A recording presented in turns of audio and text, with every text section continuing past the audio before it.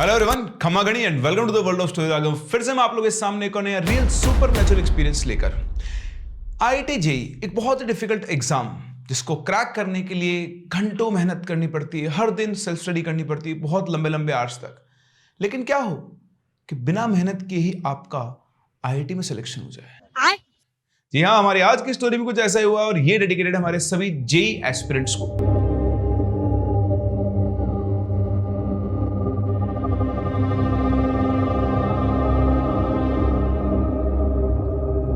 तो एक कहानी हमसे शेयर की अर्पित दुबे ने, जो कि इनके बहुत ही क्लोज फ्रेंड के साथ हुई थी जिनका नाम था फयाज। और ये सभी लोग बिलोंग करते हैं एमपी के एक टाउन जिसका नाम है चंदेरी। अब चंदेरी की बात आई है तो थोड़ा बैकग्राउंड में आपको चंदेरी के बारे में बताता हूं। चंदेरी वो जगह है जहां पर शूटिंग हुई थी स्त्री, सुई धागा और कलंक मूवी की। आप उनके दो सेट्स को देख सकते हो। तो चंदेरी एक हिस्टोरिकल प्लेस रहा है और यहां पर बहुत सारे ओल्ड मॉन्यूमेंट्स से पुरानी इमारतें हैं, जैसे कटी घाट, खूनी दरवाजा और राजा रानी महल। आज का हमारा जो इंसिडेंट है ये घूमता है राजा रानी महल के अराउंड। तो राजा रानी महल के स्ट्रक्चर का अगर मैं आपको बताऊं तो ये दो पैलेसेस हैं जो आपस में जुड़े हुए हैं। जो राजा महल है वो 7 स्टोरी बिल्डिंग है और जो रानी महल है वो 2 स्टोरी बिल्डिंग है जिसके अंदर एक बेसमेंट भी है। 15th सेंचुरी के आसपास बनी हुई ये बिल्डिंग्स हैं और जब मुगल्स आए थे तो उस टाइम पर इन बिल्डिंग्स के आसपास बहुत मारकाट देखी गई थी। ये जो राजा रानी महल है इसके बारे में ऐसी कोई कहानी नहीं है कि हॉन्टेड है या कुछ है, और ऐसा है भी नहीं। लेकिन यहां पहुंचे कुछ दोस्त इस जगह को एक्सप्लोर करने के लिए। तो ये सभी लोग 9th क्लास के अंदर थे। आप जानते हैं इस 9th 10th 11th क्लास की जो एज होती है इस टाइम पर घूमना फिरना और एडवेंचर का बड़ा ही टेंडेंसी होती है लोगों के अंदर। तो ये सभी दोस्त पहुंचे इस जगह को एक्सप्लोर करने के लिए, दिन में नहीं रात में। तो जो 6 के 6 दोस्त थे ये सभी के सभी पढ़ने के अंदर बिल्कुल भी इंटरेस्टेड नहीं थे, बैक बेंचर्स थे। इनको मस्ती करना, घूमना फिरना बहुत मजा आता था। और इनमें सबसे एक्सट्रीम वाला था फयाज, जिसका पढ़ने लिखने में इसकी कोई दिलचस्पी नहीं थी। वो दिन भर घूमता रहता था, अपने दोस्तों के साथ खेलता था। उसके जो पेरेंट्स थे वो खुद उससे परेशान थे कि भाई थोड़ा बहुत तो पढ़ ले, जिंदगी में आगे जाके क्या करेगा। लेकिन उसका पढ़ने में बिल्कुल ध्यान नहीं था, बस वो घूमता रहता अपने दोस्तों के साथ। और ऐसे ही इन लोगों को मतलब जो 6 के 6 मतलब आप बोल सकते हो क्लास के सबसे जो बदमाश टाइप की कैटेगरी के बच्चे होते हैं, है ना, जो उधड़धाम मचाने वाले, उनमें से ये 6 के 6 दोस्त थे। और उनमें से इनका गैंग का जो लीडर था आप बोल सकते हो वो था फयाज। तो एक एक रात इन लोगों ने डिसाइड किया कि यार आज रात को ना अपन लोग घूमने चलते हैं और हम लोग घोस्ट एक्सप्लोरेशन करेंगे, भूत देखने चलेंगे। तो सभी दोस्तों में जब डिस्कशन हुआ तो बोलते कि हाँ चलो ठीक है, अब खुराफाती तो सबके सब थे ही। तो इन्होंने डिसाइड किया कि ये लोग राजा रानी महल को एक्सप्लोर करेंगे, स्पेसिफिकली उसके अंदर भी रानी महल को एक्सप्लोर करेंगे। रात को वहां जाना अलाउड नहीं था, 6 बजे बाद वहां पर एंट्री बंद हो जाती है। अच्छा मैं आपको बता दूं ये सारी बातें हैं आज से करीबन 24 ईयर्स पहले की। दैट मीन्स हम बात कर रहे हैं ईयर 2000 और 2001 के आसपास की। तो उस टाइम पर तो खैर मूवीज भी नहीं बनी थी, तो ये प्लेस इतना ज्यादा फेमस नहीं था। अब तो एक टूरिस्ट प्लेस की तरह है।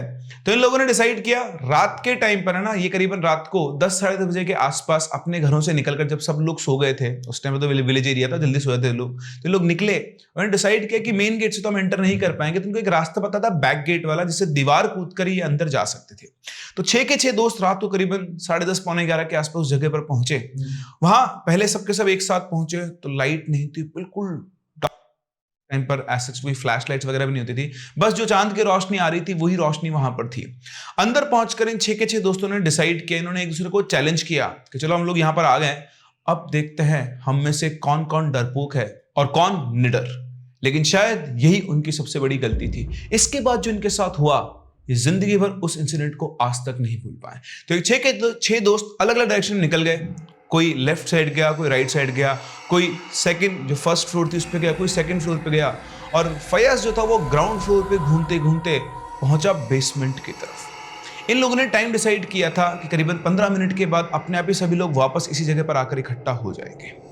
अब ये सब लोग घूम रहे थे, तभी अचानक से इनके एक दोस्त को बहुत तेज चिल्लाने लगा। उसकी आवाज सुनते ही वो सब लोग उस रूम की तरफ भागते जहां से उसकी आवाज आई थी। उन्होंने देखा कि उनका जो दोस्त था वो जमीन के ऊपर बेहोश पड़ा हुआ था। उसको देखते सबकी हालत खराब हो गई। ऑल्दो किसी ने कुछ भी नहीं देखा था, सिर्फ उनके दोस्त की चीखने की आवाज सुनाई आई थी। सबके सब दोस्त वहां पहुंचे लेकिन फयाज वहां पर नहीं पहुंचा। वहां पहुंचकर उन्होंने उस दोस्त को संभाला और अब सब घबरा के उसको उठाने की कोशिश की, उसको उठा के बाहर लेकर जा रहे थे। तो उन्होंने एक दोस्त को याद आया कि फयाज कहाँ है। तो उन्होंने चारों तरफ देखा, फयाज नहीं, तो उन्होंने आवाज लगा, फयाज कहाँ है तू? तो उधर से उसकी आवाज आती है, हाँ क्या हुआ? बोलता है तुझे इसके चीखने की आवाज सुनाई नहीं दी क्या? तो बोलता है किसके चीखने की? बोलता है ये देखिए चीख के बेहोश हो गया है, हम इसको बाहर लेकर आ रहे, चल यहाँ से जल्दी से निकलते हैं। तो बोलता है पागल हो, ये नौटंकी कर रहा होगा तुमको डराने के लिए। बोलता है कोई नौटंकी नहीं, तो चल हम लोग यहाँ से निकल रहे हैं। तो वो पता नहीं किन चीजों में फंसा हुआ था और शायद उन सबको प्रूव करना चाहता है कि उसको किसी भी चीज से डर नहीं लगता है। तो उसने कहा कि तुम लोग चलो, मैं भी आ रहा हूं। और वो लोग क्या करते हैं, उनका एक दोस्त बेहोश पड़ा हुआ था और एक दोस्त आने को तैयार नहीं था। एनी हाउ वो उस जगह से बाहर निकले, उन्होंने उसको उठाया, तो लड़का होश में आया। तो सोचा क्या हुआ, तो कुछ भी बता नहीं पा रहा था, उसको कुछ बोलने की हालत में नहीं था। उसने बोला कि यार बस मैं चल रहा था, अचानक से मेरी आंखों के आगे अंधेरा छा गया और पता नहीं अब मैं तुम्हारे सामने उठाऊं। तो उससे भी कुछ दिखा नहीं था, लेकिन चलते चलते अचानक से एकदम से, हो सकता है शायद उसे अपने आप से डर लगा हो और वो बेहोश हो गया था। तो ये पांचों दोस्त थोड़ी देर उन्होंने फयाज का इंतजार किया, उन्होंने आवाज भी लगाई उसको, उसका कोई रिप्लाई नहीं आ रहा था। और अब इनमें से किसी की भी हिम्मत नहीं कि दोबारा अंदर जाकर वो फयाज को बुला कर ले आए। जब थोड़ी देर तक वो नहीं आया, आप समझ सकते हैं 9th-10th क्लास के बच्चे हैं, कितनी देर किसी का वेट करेंगे। वो चुपचाप वहां से निकल लिए। अगले दिन ये सभी के सभी दोस्त स्कूल पहुंचे, सिर्फ फयाज को छोड़कर। यहां फयाज अगले दिन स्कूल नहीं पहुंचा। तो इन्हें पता लगा कि फयाज स्कूल नहीं आया, तो सभी के सभी स्कूल की बात घर पे पहुंचे। घर पहुंचकर अंकल आंटी से पूछा कि आंटी फयाज कहाँ है? तो उन्होंने बोला कि बेटा उसकी तबीयत ठीक नहीं है, उसको फीवर आ रहा है। तो ये सभी लोग उसके पास पहुंचे, देखा उसको फीवर था वाकई में। और जब उन्होंने उससे पूछा कि तू रात को कहाँ चला गया था? वहीं जहां पर तुम छोड़ के आए थे। इतना कहकर फयाज ने एक बहुत ही क्रीपी सी स्माइल दी। सभी चीज़ों से घबरा गए। फिर उन्होंने पूछा, तेरे को पता है ये बेहोश हो गया था? तो उसी तरफ देख कर बोलता है, तू क्यों बेहोश हो गया था? तो बोलता है यार पता नहीं, मैं घूम रहा था और घूमते घूमते अचानक से मेरी आंखों के सामने अंधेरा आ गया। तो इधर से फयाज की बात काटते बोलता है, अच्छा हुआ तो बेहोश हो गया, वरना तेरे साथ बहुत कुछ हो सकता था। तो बच्चा घबरा गया, बोलता क्या हो सकता था यार? तो बोलता है कुछ नहीं, तू मस्त रहे। तो उन्होंने उससे पूछा, यार तू, हम लोग जब आ गए थे तो तू कहाँ रह गया, तो कैसे आया? तो बोलता जब तुम लोग मुझे छोड़ के चले गए, तो उसके बाद भी मैंने वो पूरा जो तहखाना है उसको घूमा, अच्छे से घूमा, वहां पे कुछ भी नहीं था। और उसके बाद मैं आराम से अपने घर पे आकर सो गया। ये सब बातें कर रहे थे, तभी उसकी मदर आती है, बोलती है बेटा इसको आराम करने दो, उसको दवाई देने का टाइम है। उसको दवाई दी गई, वो सो गया और 1-2 दिन के बाद वो बिल्कुल ठीक हो गया। फिर जब स्कूल आया तो स्कूल में उसका बिहेवियर, ये लोग उसके बिहेवियर के अंदर साफ साफ चेंजेस देख सकते थे। वो फयाज जो इनका लीडर था, हर बदमाशी के दिन के साथ रहता था, वो अब अलग से रहने लगा। वो जो जिसका पढ़ने का बिल्कुल मन नहीं करता था, तो वो क्लास में आया, उन्होंने दोस्तों ने उसके लिए जगह बचा रखी थी, हमेशा रखते हैं, तो उन्होंने बोला आजा भाई बैठ जा। तो बोलता नहीं मैं यहाँ नहीं बैठूंगा। और वो जाकर उसने स्पेशली टीचर से परमिशन ली आगे बैठने की। टीचर भी शॉक्ड, ये और आगे बैठेगा? होता ना, आप आज मुझसे कोई मेरी क्लास में आके बोले, वो अच्छा जो हमेशा पीछे बैठता होता, सर आज मैं आगे बैठूंगा। तो तेरे को क्या हो गया है? तो टीचर ने बोला ठीक है बैठ जाओ, बहुत अच्छी बात है। तो उसने अपनी जगह चेंज कर लिया, उन दोस्तों को छोड़कर वो आगे बैठने लगा। और सबसे बड़ी बात, वो अब पढ़ाई करने लगा था। वो रोज होमवर्क करके ला रहा था, वो क्वेश्चंस के जवाब दे रहा था क्लास में। और यहां ये जो 5 दोस्त थे, इन लोगों का हो रहा था दिमाग खराब। दुनिया में कोई भी आगे बढ़े, दोस्तों को चिंता नहीं होती है, लेकिन जब अपना दोस्त आगे बढ़े तो सबसे बड़ी प्रॉब्लम होती है। लोगों को समझ में नहीं आता कि क्या चक्कर हो गया भाई, ये पढ़ने कैसे लग गया है। तो 5 दोस्त ने उसकी जासूसी करना शुरू किया, लेकिन वो उससे कुछ भी पूछते, उसको कोई जवाब ही नहीं देता। अब वो इन लोगों से बिल्कुल कट सा गया था, इसका बिहेवियर बिल्कुल अलग हो गया था। स्कूल में अभी किसी से ज्यादा बातचीत नहीं किया करता, थोड़ा घबराया घबराया सा घूमता रहता था। और कई बार इन दोस्तों ने उसको अपने आप से ही बात करते हुए देखा था। लेकिन यहां वो पढ़ाई के अंदर लगातार अच्छा तो रहा था। अब धीरे धीरे से टाइम गुजर रहा था, वो उसको टीचर्स से, जो टीचर्स पहले उसको डांटा करते थे, अब वो उसको अप्रिशिएट कर रहे थे।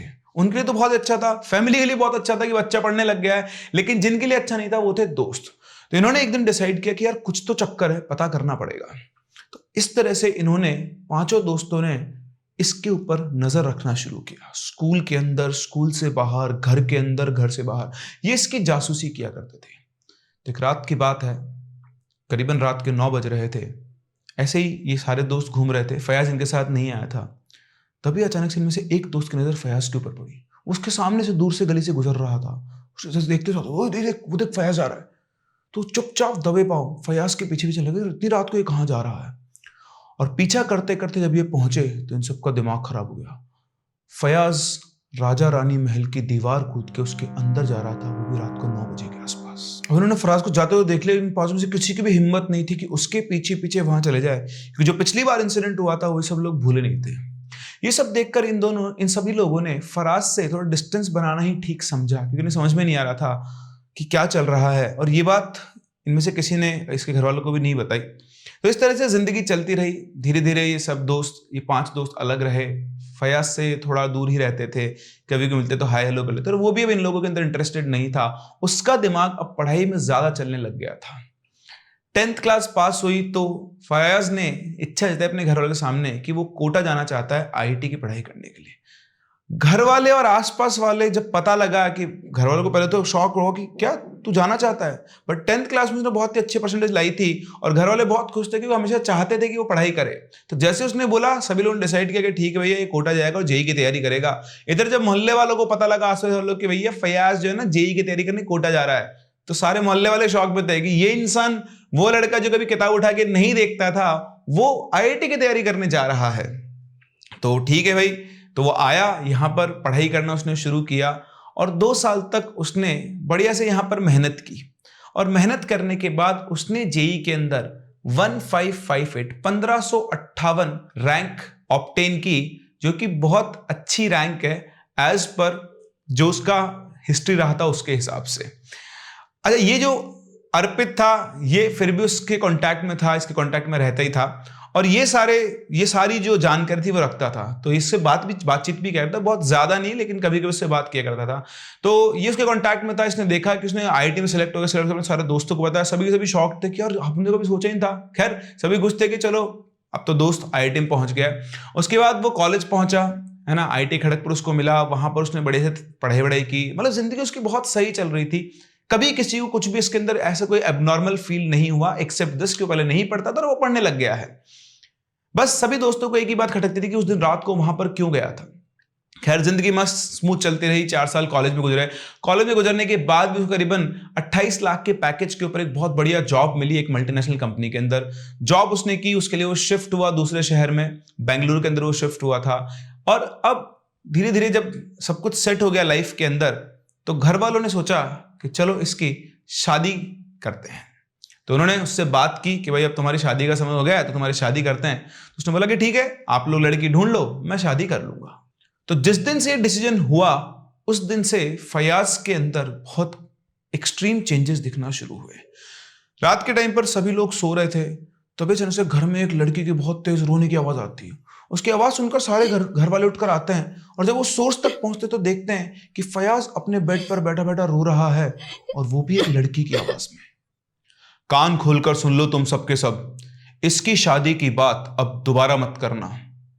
तुम्हें जो चाहिए मैं सब दूंगी, दिखता नहीं है तुम्हें?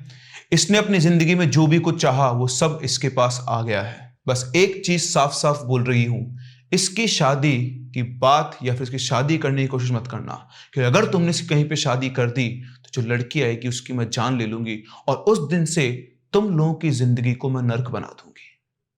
मुझे और कुछ नहीं चाहिए, मुझे सिर्फ ये चाहिए और इससे मुझे कोई अलग नहीं कर सकता है। तुम्हारी जिंदगी में किसी चीज की कमी नहीं रहेगी, ये जिस जगह हाथ डालेगा वहां से सोना निकलेगा।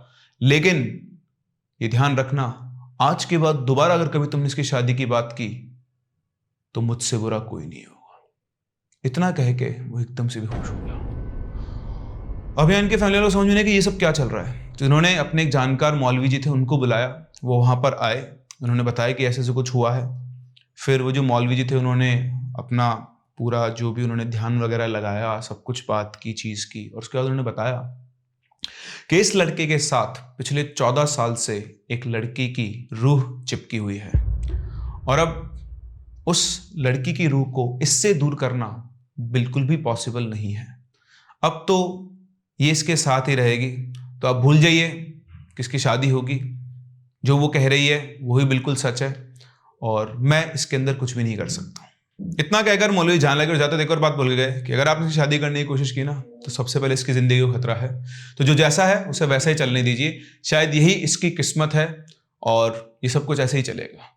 अब जब वो ये बोल गए तो घर वालों को भी लगा कि चलो ठीक है, अब क्या कर सकते हैं, कोई सोल्यूशन तो है नहीं। तो अभी भी उसकी जिंदगी ऐसे ही चल रही है। वो आज 38 ईयर्स का हो चुका है, लेकिन उस दिन के बाद कभी भी इनके घर में उसकी शादी की बात नहीं हुई, कोई पैरानॉर्मल एक्टिविटी या फिर एक्सपीरियंस उसकी लाइफ में नहीं हुआ है। वो अभी अपना बिजनेस कर रहा है जो कि बहुत अच्छा चल रहा है। अर्पित ने ये स्टोरी उनके कंसेंट से ही मेरे साथ शेयर की है। तो ये था इनके एक दोस्त का पैरानॉर्मल वर्ल्ड से एक बहुत ही अलग और इंटरेस्टिंग बिहेवियर। सेम इसी तरह की स्टोरी लास्ट स्टोरी भी हम लोगों ने कवर की थी, जहां पर एक बिजनेसमैन था जो मशरूम का एक्सपोर्ट करता है। उसका स्टोरी का लिंक मैंने ऊपर डाल दिया है, आप लोग उसे भी देख सकते हैं। वहां पर भी सिमिलर टाइप का बिहेवियर था, जहां पर एक पैरानॉर्मल एंटिटी अटैच हो गई उससे, और उसकी सिर्फ एक ही कंडीशन थी कि मैं इसके साथ रहूंगी और इसकी शादी नहीं होनी चाहिए। क्या वाकई में ऐसा पॉसिबल है? क्या हुआ था उस दिन जब वो पहुंचा था रानी महल? वो रात को रानी महल वापस क्यों जा रहा था? क्या वो एंटिटी उसे बार बार उस महल के अंदर ले जाती थी? इन सभी सवालों के जवाब आज तक किसी को नहीं पता है। फयाज आज भी इन सवालों के जवाब नहीं देता है किसी को भी, या शायद जो उसके साथ अटैच्ड है वो इन सवालों के जवाब किसी को देना भी नहीं चाहती है। अगर आप फयाज की सिचुएशन पे हो तो आप क्या करेंगे? और अगर आपको ऐसा ऑफर दिया जाए, या फिर आपके साथ भगवान न करे कभी ऐसा हो, बिल्कुल ऐसा नहीं होना चाहिए, लेकिन फॉर अ फन फैक्ट अगर आपको ऐसा ऑफर दिया जाए तो क्या आप उस ऑफर को एक्सेप्ट करेंगे? मुझे कमेंट सेक्शन में अपने जवाब जरूर बताएं। हम लोग मिलते हैं अपनी अगली कहानी में, तब तक के लिए keep loving and keep listening.